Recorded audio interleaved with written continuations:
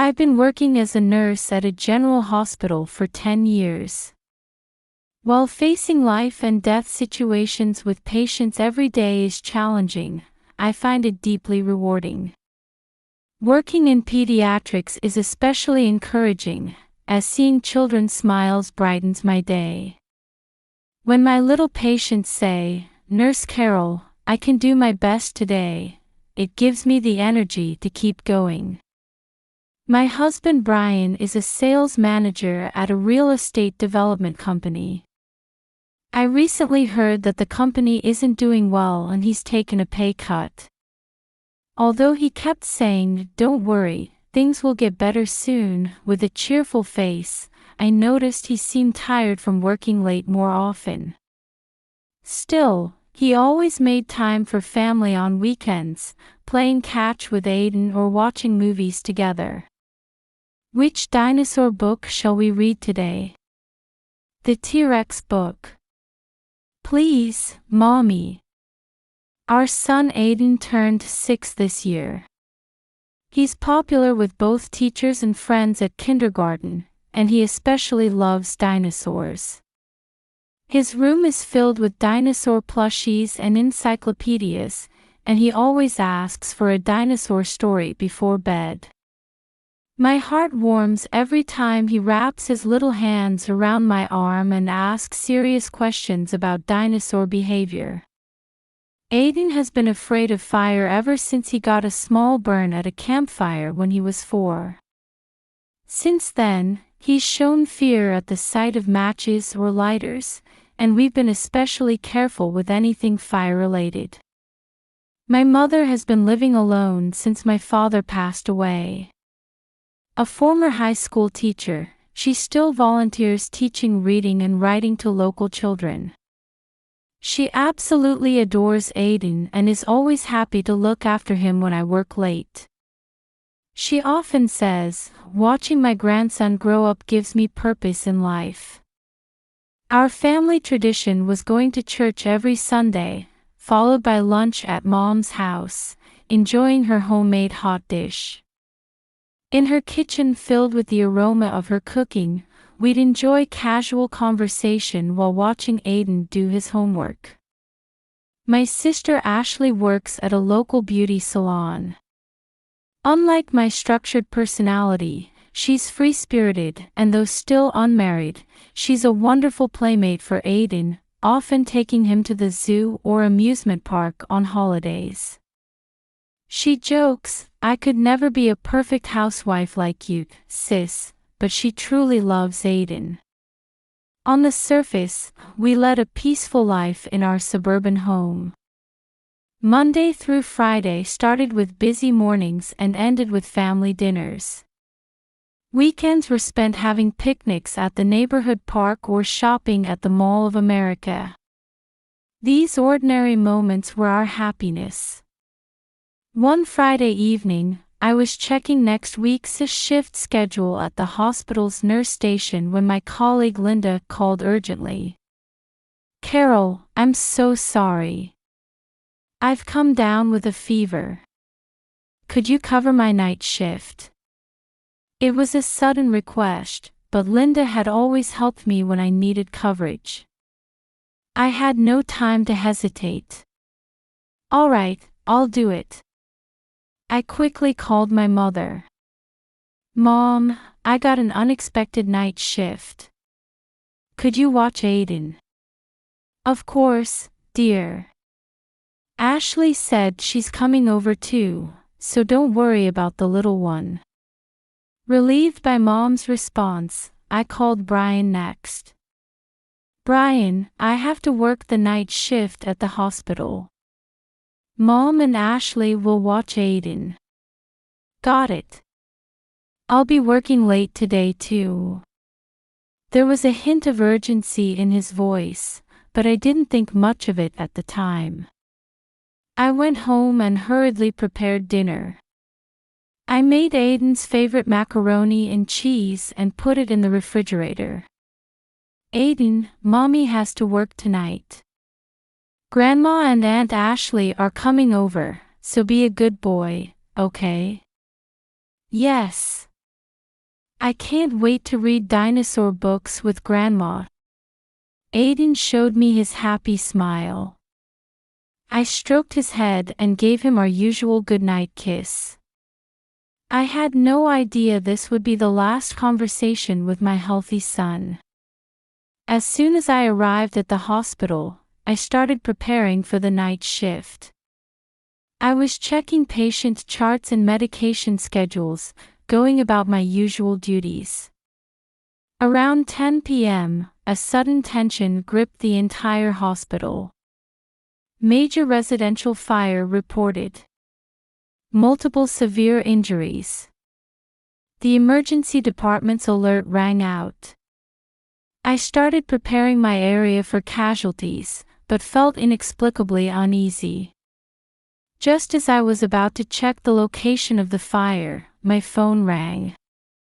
"Is this Carol Harrison?" It was an unfamiliar male voice. "Yes, that's me. This is the St. Paul Police Department. I'm sorry to inform you, but there's been a fire at your house." At that moment, the world seemed to stop. My ears were ringing, and I felt dizzy.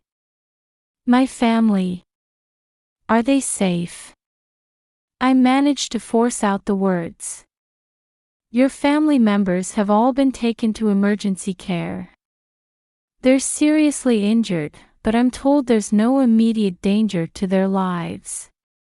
After explaining the situation to my supervisor, I rushed out of the hospital. While driving my car, my mind was blank except for Aiden's smiling face burned into my eyelids. As I got closer to home, I could see black smoke rising into the night sky. Police and fire truck sirens wailed, their red and blue lights cutting through the darkness. "Please, let this be a bad dream. When I wake up, surely." I drove on with that prayer, but reality was cruel. My house was engulfed in flames. Multiple fire trucks were parked outside, with firefighters desperately working to extinguish the blaze. Ambulance lights cast an eerie glow on the surroundings. My family. My son. My mother. My sister. I desperately asked a firefighter. They've all been transported to St. Joseph's Hospital. Their conditions are serious. The firefighter's calm voice only heightened my anxiety. Back at the hospital, the emergency department was in chaos. I'd seen this scene many times as a staff member, but this time was different. My loved ones were in the midst of it.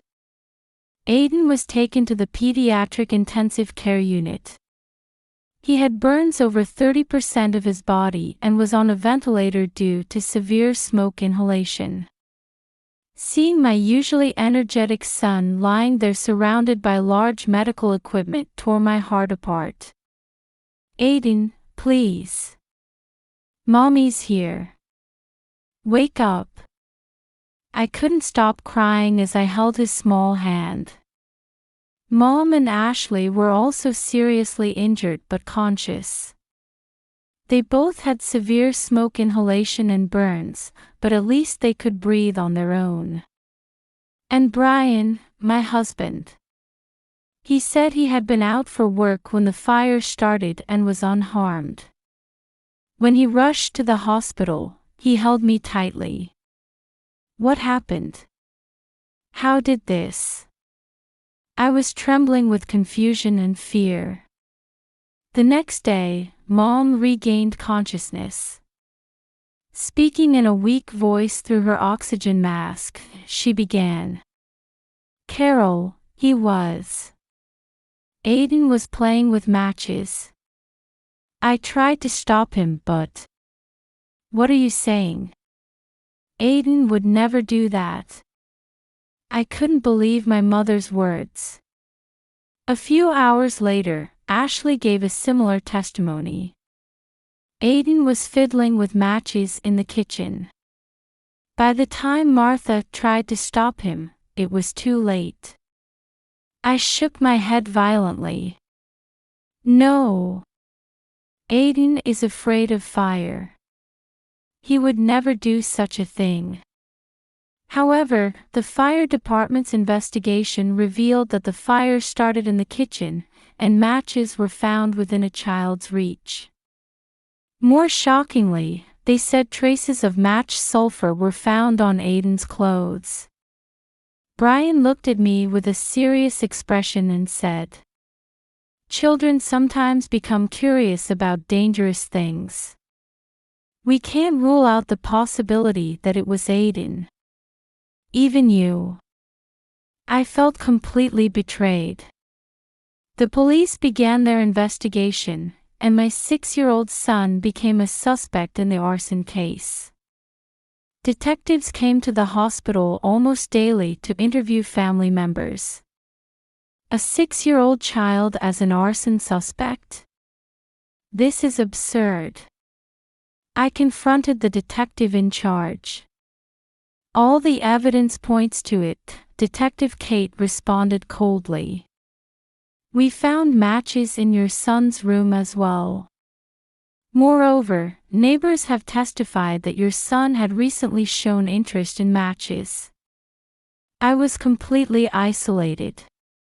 Everyone in the family believed Aiden started the fire. But as his mother, I knew better. Aiden would never do such a thing. My son is innocent. When he wakes up, he'll tell us the truth. I stayed by Aiden's side every day while he was in a coma, constantly talking to him. "Mommy believes in you, Aiden. Wake up and tell us the truth." Then, 3 weeks after the accident, a miracle happened. Aiden woke up. "Mommy." He called out in a faint voice. "Aiden." Thank goodness, thank goodness. I hugged him gently while crying tears of joy. After a while, Aiden began speaking in a trembling voice. "It wasn't me. Daddy started the fire, because I saw him." Those words made my world completely crumble. However, I immediately contacted Detective Kate. "My son has woken up and told us the truth. He says my husband started the fire." Detective Kate appeared in the pediatric ward the next morning. A child psychologist was also present in Aiden's room, gently asking questions. "Aiden, do you remember what happened that night?" the psychologist asked in a gentle voice. Though showing a slightly frightened expression, Aiden answered in a clear voice. "I was thirsty and went to get water. Then I heard Daddy and Grandma and Aunt Ashley arguing loudly in the living room." "What were they talking about?" the detective asked quietly. "Daddy said, 'I won't pay anymore. This ends now.' And Grandma said, 'I'll tell my daughter everything.' Then Daddy got really angry." Aiden continued, trembling slightly. "Daddy found me and got angry, asking, 'Why are you up?' I got scared and went back to my room. But then I smelled something strange, and saw smoke." Aiden took a deep breath. "Daddy came to my room and said, 'There's a fire, run,' but I saw matches in his hand. I saw it." After hearing this testimony, the detective immediately changed the direction of the investigation. I also began my own investigation. While my husband was at work, I searched his study. I couldn't believe my eyes when I found a stack of financial records hidden in a drawer. They showed suspicious money transfers to Mom and Ashley. Further investigation revealed that Brian had doubled his fire insurance coverage 2 weeks before the fire. And on the day of the fire, despite saying he was at work, colleagues testified that he hadn't been at the office. My husband had a clear motive. I took this evidence to the police. He must have started the fire to cover up some wrongdoing. Around that time, Mom also began telling the truth. I'm sorry, Carol. Mom spoke through tears from her hospital bed. That day, I discovered Brian and Ashley's relationship. They were having an affair. What? The blood drained from my face. I confronted them both. Ashley admitted it right away, but Brian denied everything. To protect you, I demanded that Brian pay money to end the relationship and keep quiet. Mom's confession continued. He paid at first, but recently he said he wouldn't pay anymore. That night too, he was furious and said, "This ends everything." Later, when Ashley and I were in the kitchen, suddenly there was smoke. Ashley also began her tearful testimony. It's my fault. I got involved with Brian, but I really loved him. He promised me I'll leave Carol and we'll be together. But then Mom found out everything. Did Brian really start the fire? I asked in a trembling voice. Probably. That night, he was very distraught. He was muttering things like, if Martha and Ashley would just disappear, everything would be solved. Based on the evidence I gathered and the testimonies from Mom and Ashley, the police began investigating Brian as a serious suspect. His alibi completely fell apart, and suspicious details kept emerging from the financial records. Then a decisive piece of evidence was found: security camera footage. A nearby house's camera had captured Brian buying a gas container at a gas station just before the fire. Finally, the police arrested Brian on charges of arson and attempted murder. During interrogation, he initially denied everything, but as evidence mounted, he finally confessed. That night, I was really backed into a corner. Brian confessed through tears. I was being constantly threatened by Martha and Ashley, and I'd reached my limit with the payments. I meant to end it all, but I never meant to hurt my family. According to Brian's confession, he had planned to start the fire from the living room after everyone was asleep, arranging for it to spread quickly. However, when Aiden saw him, he panicked and hid matches under Aiden's bed, trying to direct suspicion toward him.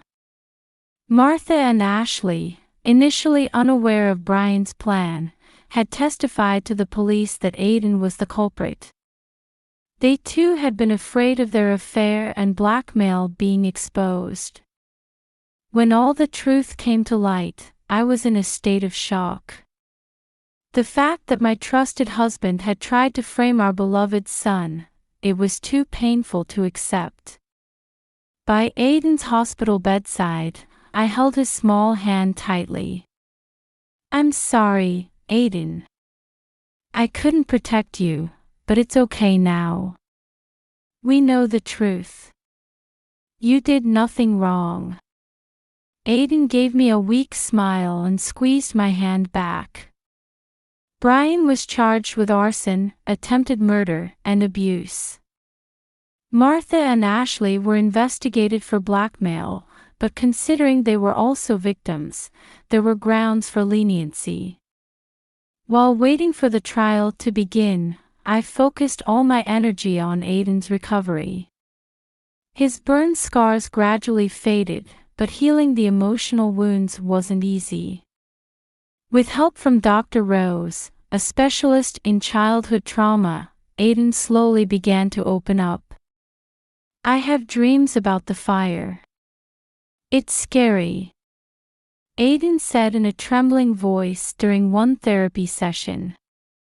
That's natural, Aiden. Dr. Rose explained gently. But as time passes, those dreams will become less frequent. You're a strong boy. As therapy progressed, Aiden gradually regained his smile. Especially when talking about dinosaurs, the old sparkle returned to his eyes. Mommy, thank you for buying me the new dinosaur book. Seeing Aiden happily flipping through the book, I felt hope. When the trial began, I had to testify as a witness. Facing my husband in court was even harder than I had imagined. Brian looked thin and tired, but he couldn't meet my eyes. The defendant, while in a position to support his family, engaged in an affair and tried to frame his beloved son to cover it up. The prosecutor pointed out severely. The defendant was also a victim of blackmail and was mentally cornered. Brian's lawyer argued, but this could only serve as grounds for leniency, not to deny the crime. The most important witness was Aiden. Accompanied by a child psychologist, he testified through a video link system. Daddy started the fire. I saw it and was scared, but Mommy taught me I had to tell the truth. Aiden's straightforward testimony silenced the courtroom. The brave words of the little boy touched everyone's hearts. Martha and Ashley also took the witness stand, speaking about their involvement and regret.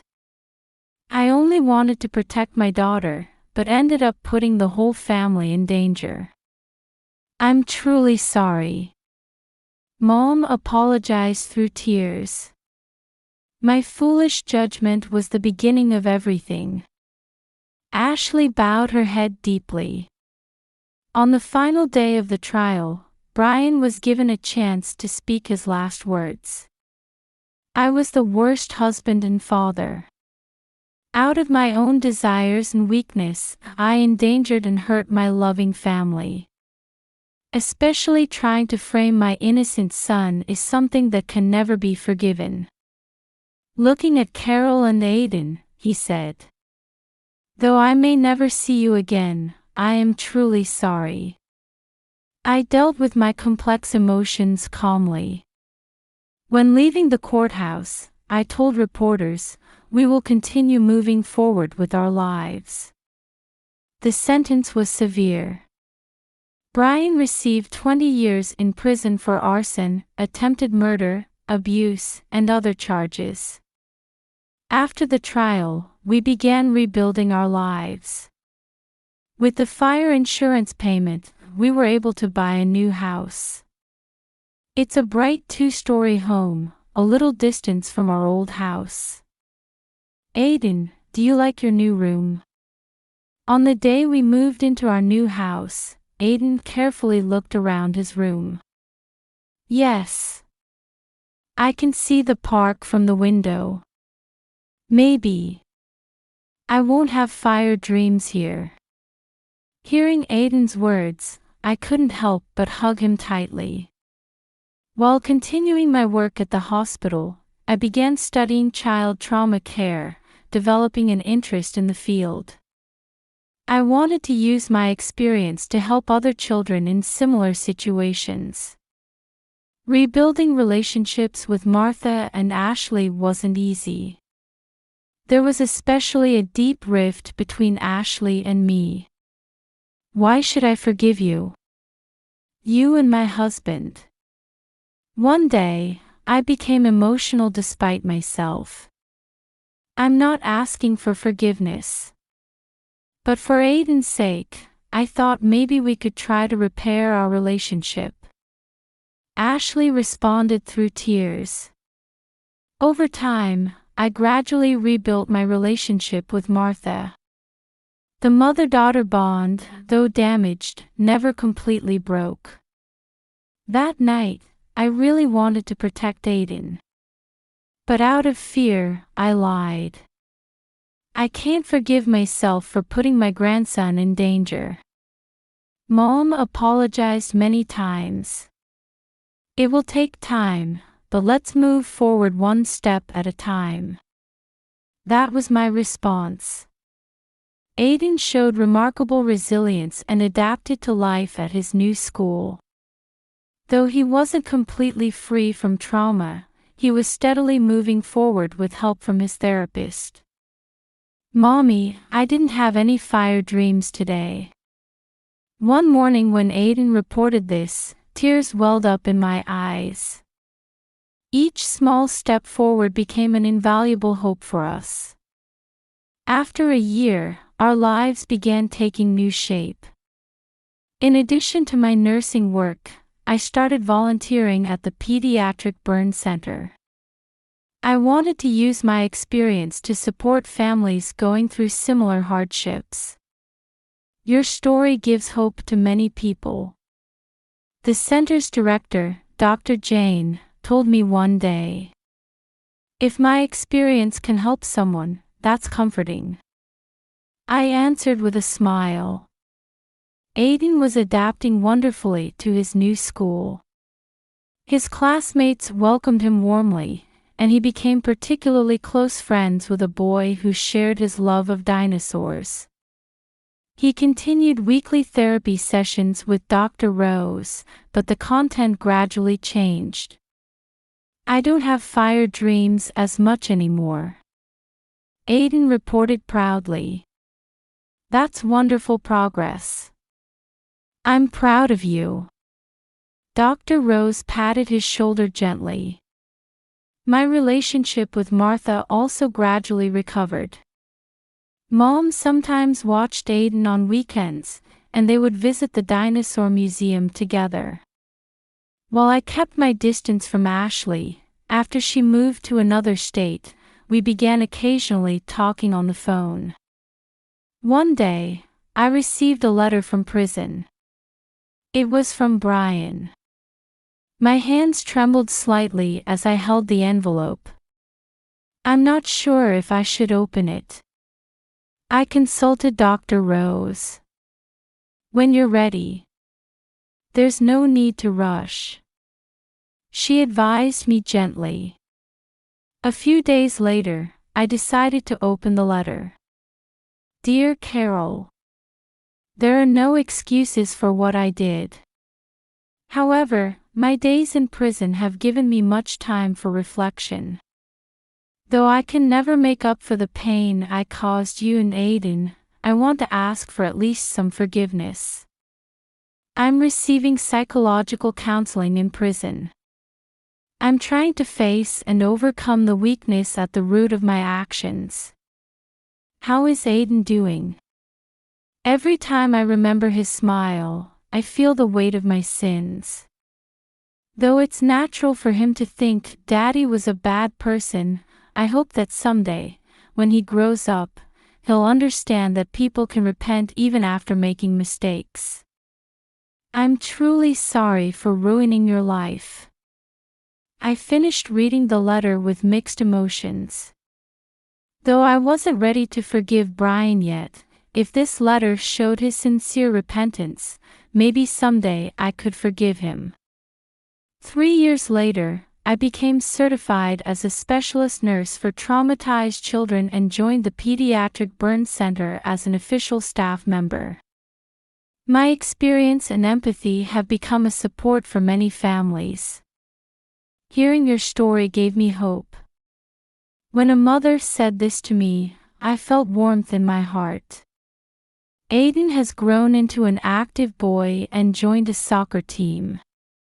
When I drive him to and from practice, he happily tells me about what happened at school in the car. Sometimes he remembers his father, but he's come to understand, saying, "Daddy did something wrong, but he's sorry now." I finally completed the divorce proceedings, legally ending my relationship with Brian. Though I wasn't ready to step into a new romantic relationship, I lived positively, cherishing my bonds with friends and family. Life brings unexpected difficulties, but with the courage to face the truth and the strength to believe in those we love, we can overcome anything. That's what I said during a lecture at the center. In prison, Brian was living as a model inmate. He actively participated in psychological counseling and anger management programs, and had even started studying law. He said he wanted to work helping people who need legal support after his release. He regularly sent letters of apology to me and Aiden, though I never responded directly. However, on Aiden's birthday and special occasions, would sometimes send a brief letter updating him about our son. Ashley started a new life in California, building her career as a hairstylist. She regularly received psychological counseling, living while facing her past mistakes. Though I knew she wanted to repair our relationship, that would take a long time. Martha continued her volunteer work at the local senior center while cherishing her time with me and Aiden. Learning from past mistakes and recognizing the importance of honesty and trust anew, Mom gradually healed her own emotional wounds while watching Aiden grow. We can't change the past, but we can create our future with our own hands. Mom often said this to Aiden. Aiden and I were bound by an even stronger bond after overcoming our difficult experiences. Seeing my son's smile return was my greatest happiness. Our story proved the power of truth and human resilience in overcoming any hardship.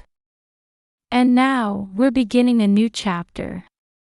Though the past was certainly painful, having overcome it, a future full of hope lies ahead of us.